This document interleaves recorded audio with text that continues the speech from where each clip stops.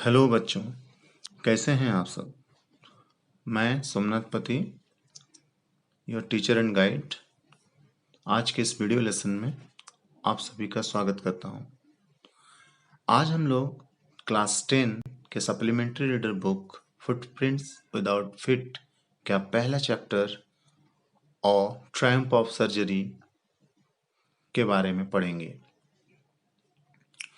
बच्चों, ये स्टोरी और triumph of surgery doctor James Herriot के द्वारा लिखा गया है। The story or triumph of surgery is written by Dr. James Herriot। तो इस पार्ट 1 में, वीडियो के इस पार्ट 1 में हम लोग आज ऑथर के बारे में और स्टोरी के बारे में हम लोग उसका समरी देखेंगे और सुनेंगे। तो बच्चों, तैयार हो जाइए और हम शुरू करते हैं आज का इस वीडियो लेसन का सफ़र। तो सबसे पहले हम लोग और ट्रायम्फ ऑफ सर्जरी के जो टाइटल है, इसके दो वर्ड के बारे में डिस्कशन करते हैं। पहला ट्रायम्फ। ट्रायम्फ का अर्थ होता है विक्ट्री, यानी कि विजय, जीत। और सर्जरी का सामान्यतः अर्थ हम लोग लेते हैं कि जो डॉक्टर ऑपरेशन करते हैं उसे हम लोग सर्जरी कहते हैं। पर इस कहानी के संदर्भ में, कॉन्टेक्स्ट में अगर देखें तो यहाँ पर सर्जरी का अर्थ लिया गया है क्लिनिक से, हॉस्पिटल से, जहाँ पर कि ट्रीटमेंट किया जाता है। तो बच्चों, ये एक तरह से, और ट्रायम्फ ऑफ सर्जरी का मतलब हो गया कि क्लिनिक या हॉस्पिटल की जीत। जब हम लोग कहानी पढ़ेंगे तो उस पर और ज़्यादा समझ बनेगी। तो कहानी की शुरुआत करने से पहले हम लोग थोड़ा ऑथर के बारे में कुछ जान लेते हैं। तो let's know our author. James Alfred Wight Herriot was an English veterinary surgeon and writer. He was born on 3rd October 1916 in Sunderland, England. तो जेम्स अल्फ्रेड व्हाइट उर्फ हैरियट एक अंग्रेज वेटरनरी सर्जन थे। वेटरनरी सर्जन का मतलब होता है वैसे डॉक्टर जो जानवरों का इलाज करते हैं, यानी जानवरों का डॉक्टर। इन्हें हम बोलचाल में वेट भी कहते हैं। तो एक अंग्रेज वेटरनरी सर्जन थे और एक राइटर भी थे, यानी लेखक भी थे। उनका जन्म 3 अक्टूबर 1916 को इंग्लैंड के संडरलैंड में हुआ था। James Herriot was his pen name. उनका पेन नेम था जेम्स हैरियट, यानी कि वो जो भी बुक्स लिखते थे या उनकी जो स्टोरीज होती थी, तो उसमें जो नाम यूज करते, कोई भी राइटर जो नाम वो अपने बुक्स में या राइटिंग पीसेस में, पोएट में, पोएम में, स्टोरीज में यूज करता है, उसे हम लोग पेन नेम कहते हैं। तो जेम्स अल्फ्रेड व्हाइट भी जो अपने जो भी चीजें राइटिंग करते थे, उसमें जो ऑथर जो नाम यूज करते थे वो जेम्स हैरियट करते थे, इसलिए हम इन्हें जेम्स हैरियट के नाम से ही जानते हैं। Being a noted veterinary surgeon, he used his experience in writing stories about animals.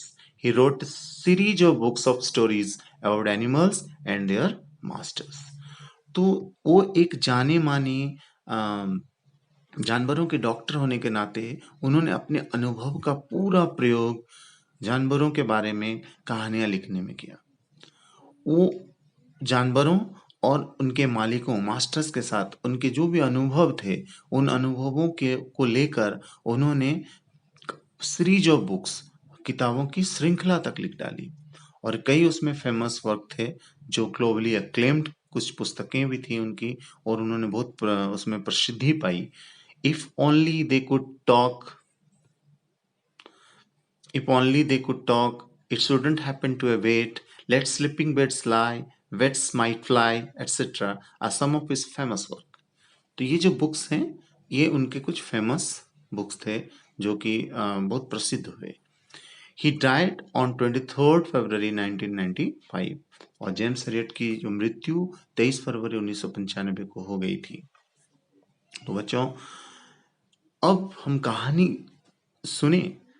मैं जानता हूँ कि आप कहानी सुनने के लिए मतलब कहानी सुनने के लिए तैयार हैं, आप कहानी सुनने का इंतजार कर रहे हैं, पर उससे पहले हम कुछ बातें कर लेते हैं। बच्चों मेरे मन में कुछ प्रश्न हैं और मैं चाहता हूं कि मैं वो प्रश्न आपके समक्ष रखूं। इन प्रश्नों का उत्तर आपको मुझे नहीं देने हैं, बल्कि इन प्रश्नों को अनुभव करना है। इन प्रश्नों के उत्तर को आपको स्वयं सोचना है कि आप इनके बारे में क्या सोचते हैं। आप अपने नज़र में क्या सोचते हैं इन प्रश्नों के बारे में। और इन प्रश्नों को जब उत्तर आपको सारे मिलेंगे और फिर हम जब कहानी में आगे बढ़ेंगे, तो आपको कहानी ज़्यादा बढ़िया ढंग से उस संदर्भ में समझने का मौका मिलेगा और कहानी को आप अपने दैनिक जीवन में, आप अपने लाइफ के साथ, डेली लाइफ के साथ उसको कोरिलेट कर पाएंगे। तो बच्चों तैयार हैं? तो मेरा पहला प्रश्न है, what do you expect from your parents? What do you expect from your parents? आप अपने पेरेंट्स से, आप अपने माता पिता से क्या उम्मीदें रखते हैं? आपके माता पिता से आपकी क्या उम्मीदें हैं कि वो आपके लिए क्या करें, क्या ना करें? तो what you expect from your parents. दूसरा प्रश्न है, what do you think when your demands and wishes are not fulfilled?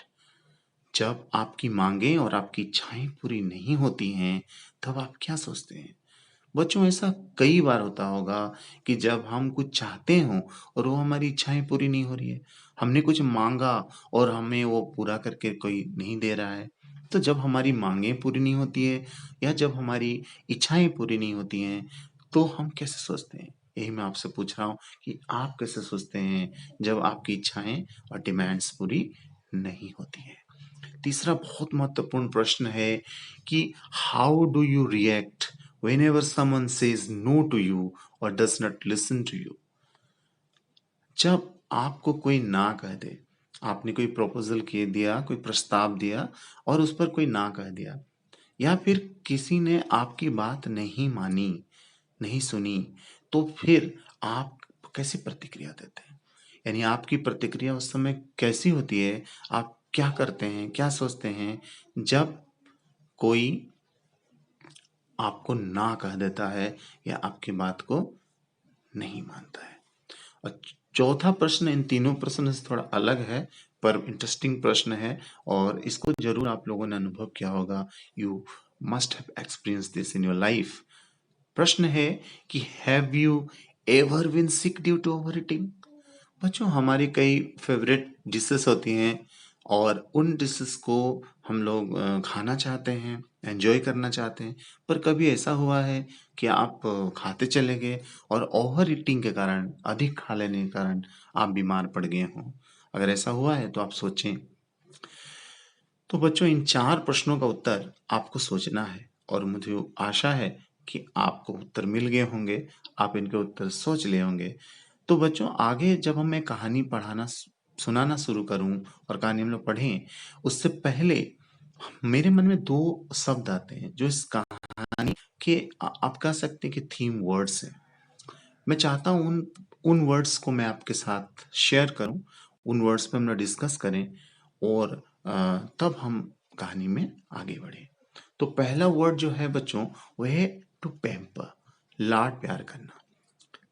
Pamper एक वर्ब है, क्रिया है जिसका सामान्य अर्थ है लाड प्यार करना।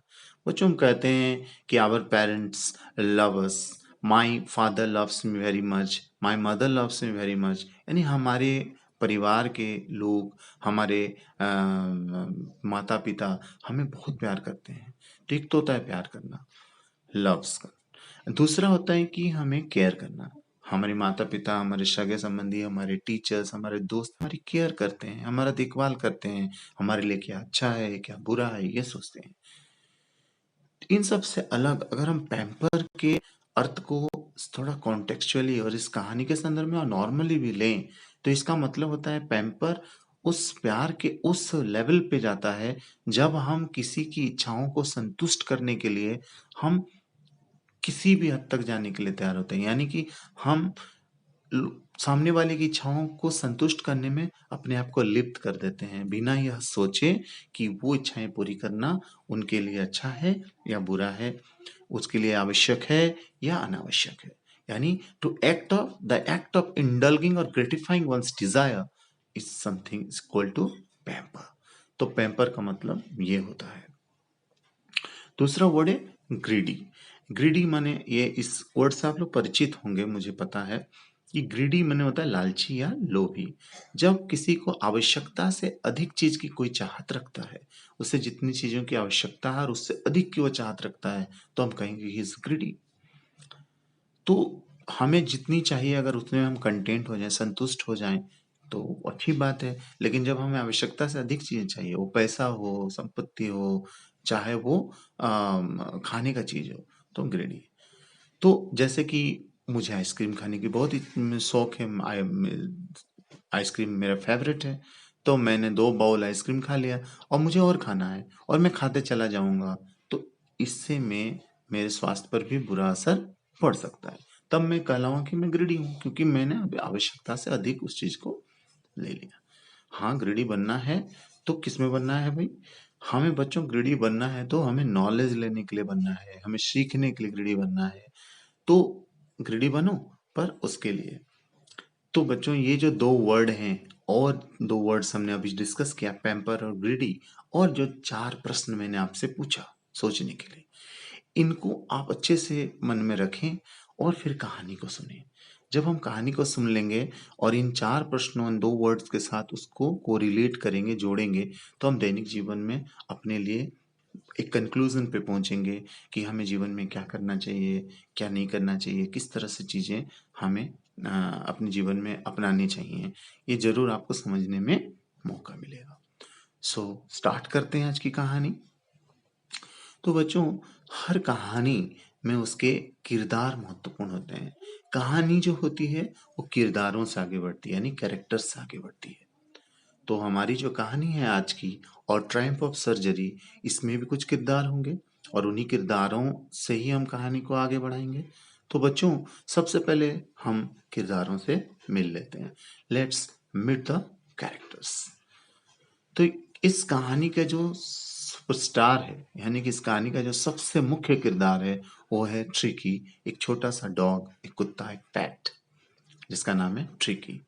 दूसरा जो सबसे महत्वपूर्ण किरदार है वह है मिसेस पंफ्रे, जो ट्रिकी, जो डॉग है, उसके मिस्ट्रेस हैं, मालकिन है, और she is a very rich lady, वो एक अमीर महिला होती हैं, और वो हमारी दूसरे सबसे इम्पोर्टेंट किरदार हैं।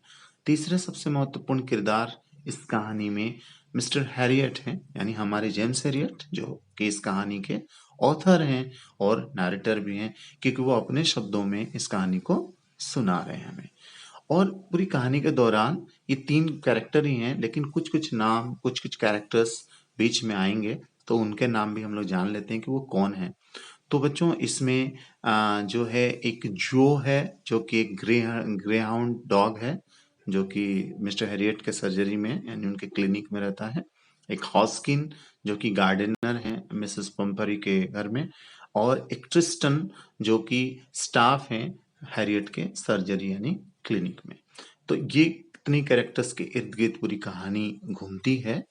पर हमें जो नाम याद रखने हैं वो है ट्रिकी, जो कि डॉग है, मिसेस पंपरे, जो कि उस डॉग की मालकिन है, और तीसरे हमारे ऑथर मिस्टर हैरियट, यानी डॉक्टर जेम्स हैरियट। तो बच्चों, कहानी शुरू करते हैं और आप ध्यान से कहानी सुने, और आशा है आपको बहुत अच्छी लगेगी।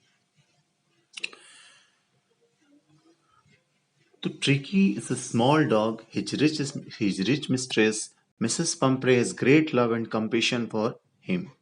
बच्चों, ये जो कहानी है ये पूरी तरह से एक छोटा सा कुत्ता, जो डॉग है, जिसका नाम है ट्रिकी, उसके इर्द गिर्द घूमता है। उसका मालकिन, जो कि एक अमीर महिला है, रिच मिस्ट्रेस जो है, उसके अमीर मालकिन है, मिसेस पंफ्रे, वो उससे बहुत ज्यादा प्यार करती हैं, और उस छोटे से कुत्ते के प्रति उनके मन में बहुत सारी दया और करुणा होती है। She treats him as if he were her own child.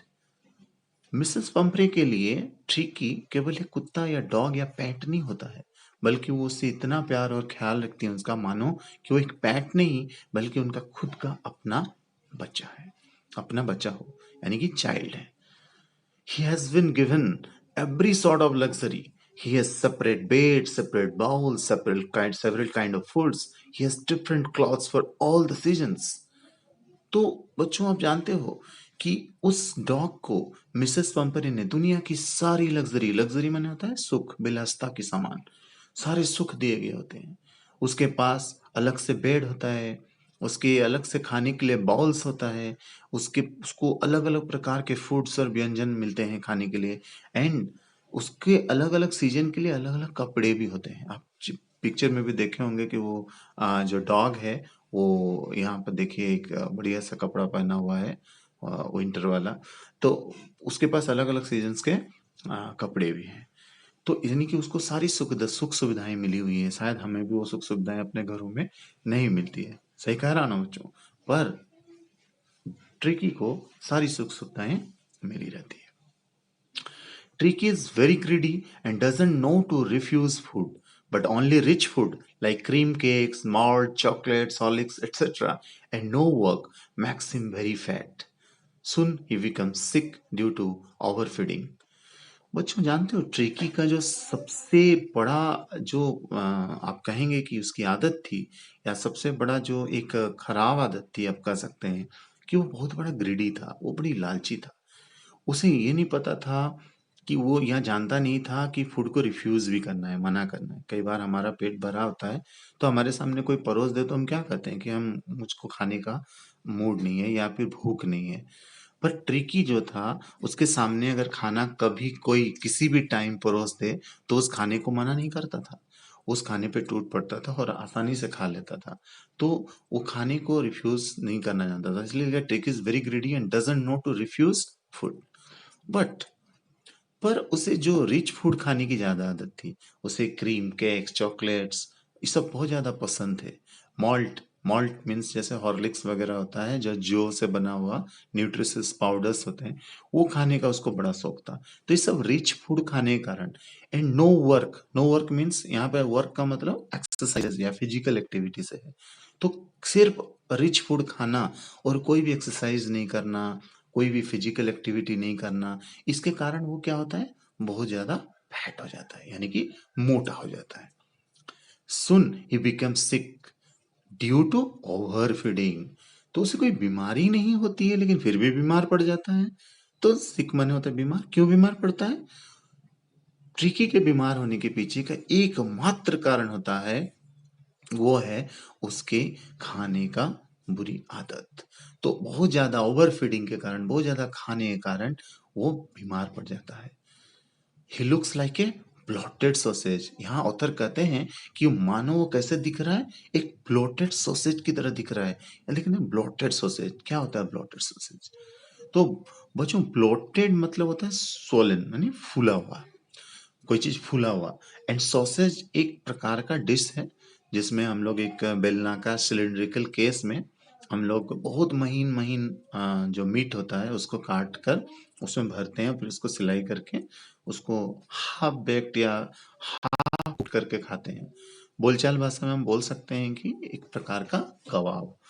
तो ऑथर कहते हैं कि जो ट्रिकी है वो एक ब्लोटेड सॉसेज की तरह दिख रहा है, यानी कि मानो कि एक ब्लोटेड सॉसेज के चार पैर लगे हैं, उस तरह से वो उसका ढांचा फूल गया है और चार पैर उसमें लगे हैं। कुछ ट्रिकी उस प्रकार से दिखने लगा था। तो witnessing the condition of Tricki, Mrs Pumphrey becomes restless and calls Dr. Harriet, a veterinary doctor, the author and narrator himself. He takes Tricky to his surgery and treats him his own way to make it lean and fit again.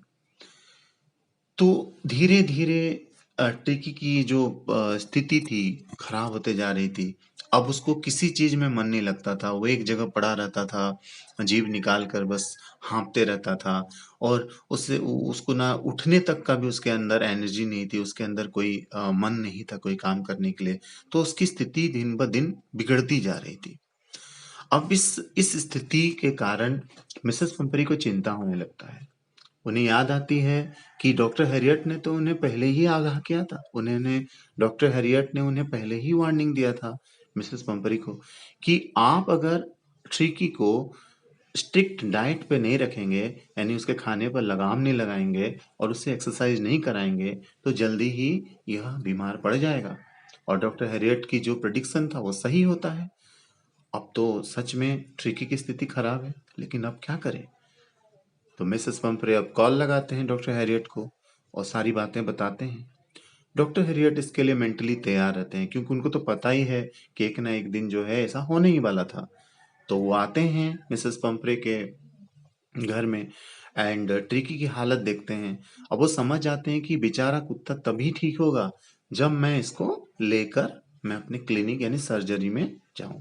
तो वो प्रस्ताव रखते हैं Mrs पंपरे के पास कि देखिए ये कुत्ता ये डॉग आपका तभी ठीक हो सकता है जब मैं इसे अपने साथ एक फोर्टनाइट के लिए यानी फोर्टनाइट मतलब होता है 14 डेज 2 सप्ताह तो 2 वीक्स के लिए मैं इस कुत्ते को इस पेट को लेकर मैं अपने सर्जरी में यानी कि क्लिनिक में जाऊं और मैं उसे फिर से पुनः ठीक कर दूंगा। सो दो कोई चांस तो था नहीं, मिसेस पंपरी के पास कोई अदर ऑप्शंस नहीं थे। सो वो अनचाहे मन से राजी हो जाती हैं और उस डॉग को मिसेस डॉक्टर हैरियट के साथ जाने देती हैं। अब बच्चों सर्जरी में आते हैं सेकेंड। अब मिसेस पंपरी के घर से हम लोग आ गए अभी सर्जरी में। तो सर्जरी यानी कि जो मैंने कहा कि जो क्लिनिक है डॉक्टर हेडेट का जहाँ और भी कुत्ते हैं जिनका वो इलाज होता है जहाँ पे वो रह रहे हैं, तो वहां जब वो ट्रिकी को लाते हैं so till 2 days Dr. Harrier does not give him anything to eat. He gives him a lot of water to drink. After 2 days the doctor starts giving some light food. No medicines.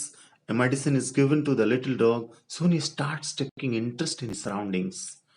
तो बच्चों जब वो surgery में लेकर आते हैं तो doctor Harriet पहले 2 दिनों तक उस पर केवल निगरानी रखते हैं, उसको खाने के लिए कुछ भी नहीं देते हैं, उसको फूड कुछ भी नहीं देते हैं। हाँ यस, उसको प्लेंटी ऑफ वाटर देते हैं ड्रिंक करने के लिए, उसको पीने के लिए पानी देते हैं और उस पर निप नजर रखते हैं।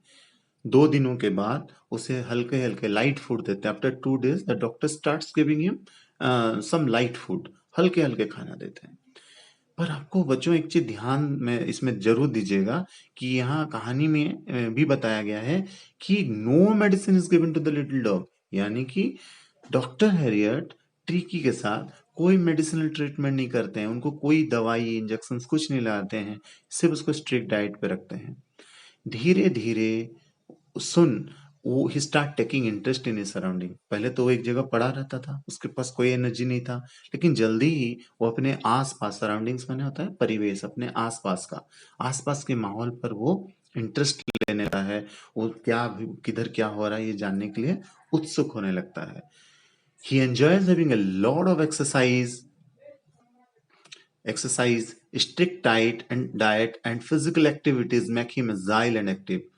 अब वो अब एक्सरसाइजेस भी करने लगता है क्योंकि जो बाकी डॉग्स हैं वहां पे वो सब एक्सरसाइजेस करते हैं, फिजिकल एक्टिविटीज करते हैं, तो वो भी उनके साथ धीरे धीरे शामिल होता है।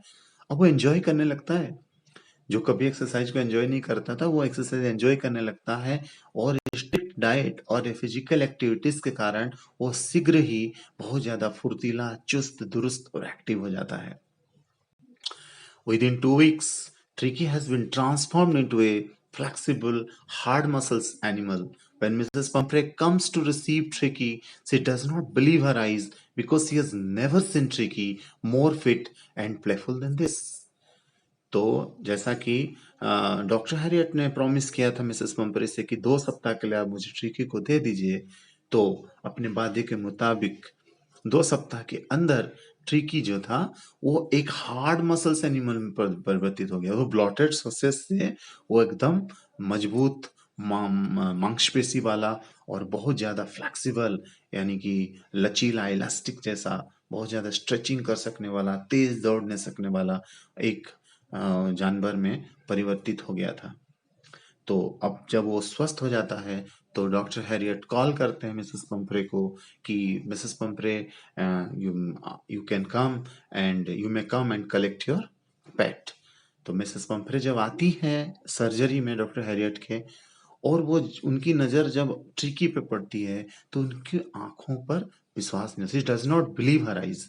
उनको आंखों पर अपनी आंखों पर विश्वास नहीं होता है क्योंकि वो ट्रिकी को इससे ज्यादा फिट और प्लेफुल, इतना चपल तो तंदुरुस्त उन्होंने कभी भी पहले नहीं देखा होता है। उसको देखकर उनकी आंखों में आंसू आ जाते हैं, खुशी के आंसू, ऑफ कोर्स आंसू आ जाते हैं, उनकी होंठ कंपकपाने लगती है। She thanks Dr. Harriet with wet eyes and trembled lips. She called Tricky's recovery a triumph of surgery. वो डॉक्टर हैरियट को भीगी आंखों से, कंपकंपाते होंठों से धन्यवाद देते हैं और कहते हैं कि doctor Harriet, this is a Triumph of surgery. ये आपके सर्जरी की जीत है, यह सर्जरी की जीत है, क्योंकि उनको पता था कि सर्जरी में ही इलाज होने के कारण, डॉक्टर हैरियट के प्रयासों के कारण ही आज ट्रिकी स्वस्थ और बहुत सुंदर और कुशल होकर उनके पास आज वापस आ गया है। तो बच्चों, धन्यवाद। आपको कहानी पसंद आई होगी, मुझे आशा है। बच्चों, मैं आपको बताना चाहूंगा कि आपने पार्ट 1 देखा, जिसमें हमने इंट्रोडक्शन एंड समरी पर चर्चा किया। इसके 4 वीडियो बनेंगे। पार्ट 2 एंड पार्ट 3 में आपको मैं आपके बुक से लाइन बाय लाइन एक्सप्लेनेशन करूंगा, English and Hindi word meaning समझेंगे। और पार्ट 4 वेरी इंपॉर्टेंट मैं आपके लिए लेकर आऊंगा, जिसमें कि हम लोग बोर्ड एग्जाम्स में, आपके बोर्ड एग्जाम्स में अब तक जो इंपॉर्टेंट क्वेश्चंस होते हैं, इस चैप्टर से आते हैं, उस पर हम लोग चर्चा करेंगे, क्वेश्चंस पर चर्चा करेंगे और उसके मॉडल आंसर भी मैं देने का प्रयास करूंगा। उम्मीद है आपको ये लेसन बहुत अच्छा लगा होगा। So stay safe, thank you, keep learning.